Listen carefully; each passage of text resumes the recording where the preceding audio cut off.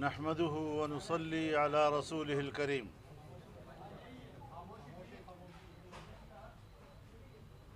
آج supreme court نے قادیانی مبارک ثانی مقدمے کے حتمی فیصلے کو اناؤنس کیا ہے اور انہوں نے گزشتہ فیصلے جو 6 فروری کو اور پھر 24 جولائی کو ہوئے تھے ان کے تمام قابل اعتراض حصوں کو حذف کر دیا ہے۔ میں اس بہت بڑی کامیابی پر پوری قوم کو مبارکباد پیش کرتا ہوں، امت مسلمہ کو مبارکباد پیش کرتا ہوں، تمام دینی جماعتوں کو، ان کے کارکنوں کو مبارکباد پیش کرتا ہوں، اور آج سپریم کورٹ پہ تمام مکاتب فکر کے جو علماء کرام شریک ہوئے اور انہوں نے جس یکجہتی کے ساتھ کورٹ کے سامنے اپنا موقف دیا اور سپریم کورٹ کو اپنے موقف کے حوالے سے قائل کیا، یہ سب قابل احترام ہیں اور مبارکباد کے مستحق ہیں، اور انہوں نے امت پر احسان کیا ہے۔ اس سلسلے میں اعلان کرتا ہوں کہ کل پورے ملک میں یوم جمعہ کو بطور یوم تشکر منایا جائے گا۔ 7 ستمبر 1974 کو پاکستان کی قومی اسمبلی نے متفقہ قرارداد کے ذریعے، متفقہ ترمیم کے ذریعے قادیانیوں کو اور لاہوریوں کو غیر مسلم اقلیت قرار دیا تھا، اور آج جب پوری قوم 7 ستمبر 2024 کو مینار پاکستان لاہور پر 50 سالہ گولڈن جوبلی منا رہی ہے، اور جس دن کو یوم الفتح کے طور پر منایا جائے گا، آج کے اس فیصلے نے گولڈن جوبلی کی اہمیت کو اور دوبالا کر دیا ہے، اور اب پاکستان کے عوام ایک الگ جذبے کے ساتھ اور ایک تازہ ترین فاتحانہ تصور کے ساتھ اس میں شریک ہوں گے، اور انشاءاللہ العزیز عقیدہ ختم نبوت کے تحفظ کے لیے 7 ستمبر یوم الفتح سنگ میل ثابت ہوگا، اور دنیا کی کوئی طاقت اس عقیدے کے خلاف نہ کوئی سازش کر سکے گی، نہ ان کی سازش چل سکے گی۔ یہ امت کی آواز ہے، یہ پوری قوم کی آواز ہے، یہ متفقہ آواز ہے۔ ہم ان کے انسانی حقوق کو تسلیم کرتے ہیں، لیکن ضروری ہے کہ وہ پاکستان کے آئین اور آئین کے فیصلے کو تسلیم کریں۔ اگر کوئی اور شہری دنیا کے کسی حصے میں بھی اپنے ملک کے آئین سے بغاوت کرتا ہے، اپنے ملک کے آئین کو تسلیم نہیں کرتا، تو اس کے شہری حقوق ختم ہو جاتے ہیں، انسانی حقوق ختم ہو جاتے ہیں۔ یہ عجیب لوگ ہیں کہ اپنے آپ کو اقلیت بھی تسلیم نہیں کرتے، آئین کے فیصلے کو بھی تسلیم نہیں کرتے، قانون کو بھی تسلیم نہیں کرتے، اور اس کے باوجود دنیا میں پیٹ رہے ہیں کہ ہمارے تو انسانی حقوق نہیں ہیں۔ تعجب کی بات یہ ہے کہ ان کا رونا دھونا یہ بھی ہے کہ ہمیں غیر مسلم کیوں کہا جا رہا ہے۔ کوئی ان سے بھی تو پوچھے کہ مٹھی بھر لوگوں، تم نے پوری دنیا کی امت مسلمہ کو کافر کہا ہے، اور غلام احمد قادیانی نے اپنی کتاب میں لکھا ہے کہ جو مجھ پر ایمان نہیں لائے گا وہ کافر ہوگا اور دائرہ اسلام سے خارج ہوگا۔ ساری چیزیں حقائق ہیں، ریکارڈ پر موجود ہیں ساری چیزیں۔ تو اس صورتحال میں امت مسلمہ نے بھی، پاکستانی قوم نے بھی ہمیشہ یکجہتی کا مظاہرہ کیا ہے، آج بھی یکجہتی کا مظاہرہ ہوا ہے، اور یہ فتح اس یکجہتی کی ہے۔ अल्लाह ताला ये यकजहती हमेशा कायम व दायम रखे। मैं एक बार फिर सुप्रीम कोर्ट का भी शुक्रिया अदा करता हूँ, मैं पार्लियामेंट का भी शुक्रिया अदा करता हूँ कि इस मौजू पर जब पार्लियामेंट में बात हुई तो सारी पार्लियामेंट एक तरफ एक पेज पर थी, हुकूमत भी, हिज़्ब इख्तलाफ भी, और इस मसले पर कोई इख्तलाफ राय नहीं था। दीनी जमातें हमेशा इस पर यकजहती का इजहार करती चली आई हैं और आज भी उन्होंने वही मुजाहरा किया।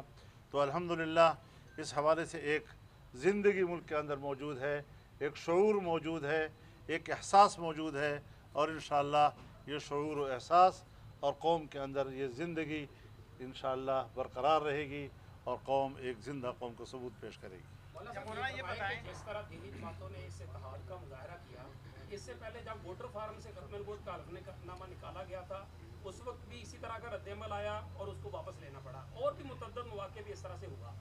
क्या वजह है कि सूद पे भी तमाम मसालिक जो है वो मुत्तफ़िक हैं, अदालती फैसले मौजूद हैं, इस्लामी नज़रियाती कौंसिल की सिफारिशात पे, कानून साजी के मामले पे ये सब कुछ मौजूद है। क्या वजह है कि दीनी जमातें इस एक बड़ा भारी पत्थर जो है उसको उठाने में कामयाब क्यों नहीं हो रही, और क्या इस इत्तेहाद को इन मकासद के लिए भी आगे बढ़ाया जाएगा? हाँ, ये बात आपकी बिल्कुल वजह है कि सूद के मसले पर भी पूरी कौम मुत्तफ़िक़ है, उलमा मुत्तफ़िक़ हैं, तमाम मकातब फ़िक्र मुत्तफ़िक़ हैं, लेकिन यहाँ पर हुकूमत को इनकार नहीं था। हुकूमत को इस हवाले से किसी किस्म की कानून में तब्दीली या तरमीम का भी इनकार नहीं था, बल्कि इस फैसले के ख़िलाफ़ ख़ुद बैंक चले गए कोर्ट में और बैंकों ने इस हवाले से स्टे लिया हुआ है। तो ये मामला जो है वो उस तरह उस नौइयत का नहीं है, थोड़ी ज़रा उसकी कानूनी और आईनी हैसियत ज़रा मुख्तलिफ है। वरना ये बताएं, आज के इस मामले में आपकी चीफ जस्टिस से भी मुलाकात हुई है और फिर उस पर मुशावरत भी हुई है। एक अपने ही फैसले को चीफ जस्टिस ने मुतनाज़ा करार दिया और उसका जो है रिवर्स करके तो उसको जो वो मुतनाज़ा था मुतनाज़ा ख़त्म कर दिया गया। इस तमाम अमल में आपको चीफ जस्टिस का जो अमल था, मामला था, कैसे नज़र आया?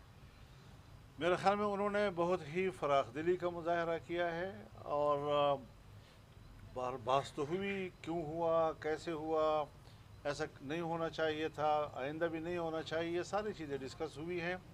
लेकिन बहरहाल आज उन्होंने जिस मुस्बत रवैये का इजहार किया, हमें इस पर उनको दाद देनी चाहिए और उनको खराज ताज़ीम पेश करना चाहिए। कि ये जो पहले फैसला किया गया था वो महज लाइल्मी थी, इत्तेफाक था, या उसके मुझे इसका इल्म नहीं है, मैं किसी मुकदमे में पेश नहीं हुआ हूँ, आज पेश हुआ हूँ। आप तमाम समात में वहाँ पर मौजूद रहे, आप माशाल्लाह बहुत सारे हवाले माजी के भी आते रहे। आज मुख्तलिफ आपको बार बार देखा, आप नमाज के लिए सिर्फ गए और उसके बाद जज साहब ने जब आपको कहा कि आप मुकम्मल समात सुन के जाइएगा तो फिर आप वहाँ पर मौजूद भी रहे। कैसा देखते हैं कि क्या ये इस तरह से बार बार रिव्यू पिटीशन और फिर आगे जो मामला तब चलेंगे, क्या एतबार किया जा सकता है? ये जो नहीं, आम कारकुनान हैं, मेरे ख्याल में इस वक्त मेरे सवाल का तनाजुर ये है कि आम जो कारकुनान हैं, जो आम लोग हैं, वो रियासत पर उस तरह एतबार नहीं करते कादियानियों के नहीं, मामले में। मेरे ख्याल में देखिए बात है, कादियानियत के ख़िलाफ़ तो सोच एक ही है। बाकी जब एक शख्स इतने बड़े मनसब पर फायज होकर अलल एलान कहता है कि हम इंसान हैं, हमसे गलती हो सकती है और हम उसके इजारे के लिए तैयार हैं, तो इतना काफ़ी है मेरा ख्याल है। मौलाना साहब, हुकूमत भी इस मामले में आपके साथ से मुकम्मल होगा। आज आपकी मेहनत है, जो भी हुआ आपको इस बात पर बात देते हैं, तो आप हुकूमत के लिए भी लफ्ज़ कहेंगे इस मामले में? मैंने कह दिया ना जी, मैंने कहा चूँकि हुकूमत और अपोजिशन ऐवान के अंदर भी एक पेज पे थे इस मसले पर, सब मुबारकबाद के मुस्तहिक़। मौलाना साहब, पीर के दिन भी एक एहतजाजी मुजाहरा हुआ इसी फैसले के खिलाफ। जो जमात इस्लाम के वर्कर्स थे वो सुप्रीम कोर्ट के बाहर भी गए थे, आज प्राइम मिनिस्टर ने तहक़ीक़ात का हुक्म दे दिया है। तो अगर उन वर्क के खिलाफ ये मुकदमा दर्ज होता है तो आपका क्या? मेरे ख्याल में ये जमहूरियत में सारी चीज़ें चलती रहती हैं, हर मसले पर एहतजाज भी करना पड़ता है ताकि रियासती इदारे मुतवज्जह हों उस तरफ कि पब्लिक क्या चाहती है। अगर आप पब्लिक में नहीं जाएंगे, आप एहतजाज नहीं करेंगे, आपकी आवाज़ कोई सुनेगा ही नहीं, तो इस तरीके से तो फिर वो मसला ही दब जाता है। तो मसले को ज़िंदा करने के लिए निकलना भी पड़ता है, एहतजाज भी करना पड़ता है, मुकदमे भी दर्ज होते रहते हैं और ये सारा सिलसिला चलता रहता है। अच्छा, ये तासुर भी कभी कभी मिला कि शायद इस पर कोई आदमी ताकतें भी मुलव्वस थी या कोई आपको नज़र आया ऐसा? अगर है तो फिर उनके लिए क्या पैगाम? देखिए, हम तो उनको भी ये कहना चाहते हैं कि वो गैर आइनी अमल को सपोर्ट ना करें। और ये कोई ऐसा मसला नहीं है कि देखिए, तहरीक भी चली है 1953 में, हज़ारों लोग शहीद हो गए, उसमें कामयाब नहीं हुआ जी। लेकिन अब पार्लियामेंट का फ़ैसला आ गया, तो दुनिया जो जमहूरियत की बात करती है, اداروں کی بات کرتی ہے اور اداروں کے فیصلوں کو احترام دیتی ہے، پاکستان کے قومی اسمبلی کے فیصلے کو قبول کیوں نہیں کیا جا رہا؟ نمبر ایک۔ دوسری بات یہ ہے کہ جنوبی افریقہ کی عدالت نے بھی تو ان کے خلاف فیصلہ دیا ہے۔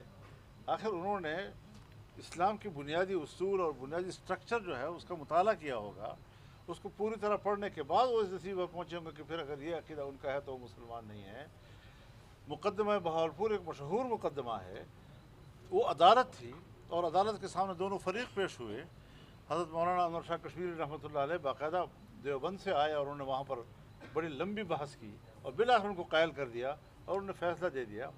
تو عالمی فورم پر بھی ان کے خلاف فیصلے آئے ہیں، اور جو لوگ ان کو، جیسے مثال کے طور پر مرزا غلام احمد قادیانی خود لکھتا ہے کتاب میں کہ میں انگریز کا خود کاشتہ پودا ہوں، تو آج یہ جماعت جو ہے یہ مغرب کا خود کاشتہ پودا ہے، تو اس کو سپورٹ کر رہے ہیں۔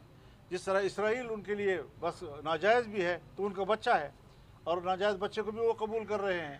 40,000 50,000 تک انسانوں کا انہوں نے خون پی لیا ہے اور وہ دفن ہو چکے ہیں۔ یہ کوئی انسانی حق نہیں ہے کہ امریکہ اتنے بڑے زیادہ خون کو اور عام آدمی کے خون کو بہتے ہوئے دیکھ رہا ہے اور پھر بھی اسرائیل کو سپورٹ کر رہا ہے۔ کس منہ سے امریکہ آج کے بعد انسانی حقوق کی بات کرتا ہے؟ جو اس نے افغانستان میں کیا، جو اس نے عراق میں کیا، جو اس نے لیبیا میں کیا، جو اس نے شام میں کیا اور ابھی تک کر رہا ہے اور آج فلسطین میں کر رہا ہے۔ تو اس دنیا کو ہم یہ پیغام دینا چاہتے ہیں کہ یا تو آپ بنیادی بین الاقوامی مسلمہ اصولوں کو تسلیم کریں اور اکثریت کو سپورٹ کریں، اصول کو سپورٹ کریں، کانسٹیٹیوشن کو سپورٹ کریں، پارلیمنٹ کو سپورٹ کریں، ڈیموکریسی کو سپورٹ کریں، اور یا پھر کہہ دیں کہ ہمارے نزدیک ان چیزوں کی کوئی اہمیت نہیں ہے، ہم صرف اپنے مفادات کے تابع ہیں، ہمارا فائدہ جس میں ہے۔ تو جو میرا ایجنٹ بنتا ہے، چاہے وہ یہودی ہو، چاہے میرا ایجنٹ بنتا ہے اور وہ قادیانی ہو، مرزائی ہو، تو ہمیں وہ قبول ہیں اور پوری امت مسلمہ ہمیں قبول نہیں۔ یہ ترجیحات ان کو خود سوچنا چاہیے اور اس پر ان کو اپنے سوچ میں تبدیلی لانی چاہیے۔ بہت شکریہ۔